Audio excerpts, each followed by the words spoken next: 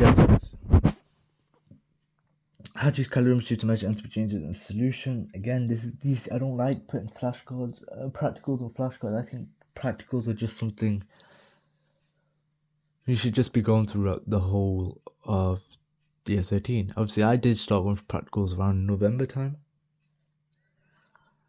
And I still haven't memorized every single one. I still haven't at this exact moment.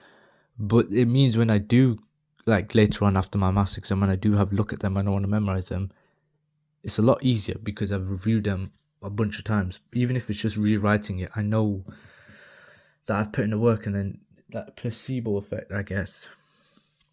I don't know, but it does work. That's why you should have been reviewing these practicals a long time ago. But which practicals I think could come up? I think this one will. Describe how to use the graph to find accurate temperature change. So we're going to plot a graph of results. During the experiment, we're going to record temperature mixture at regular intervals.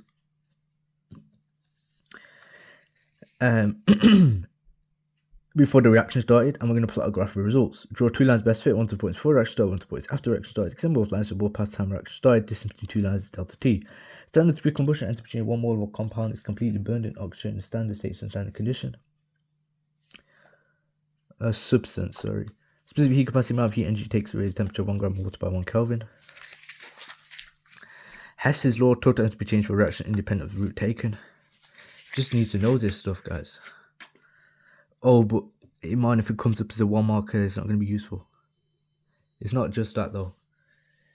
You can use these definitions, the memorized definition, to help you understanding and the multiple choice question. Standard for formation, entropy change 1 mole of a substance, 1 mole of compounds formed from elements, standard states, standard conditions.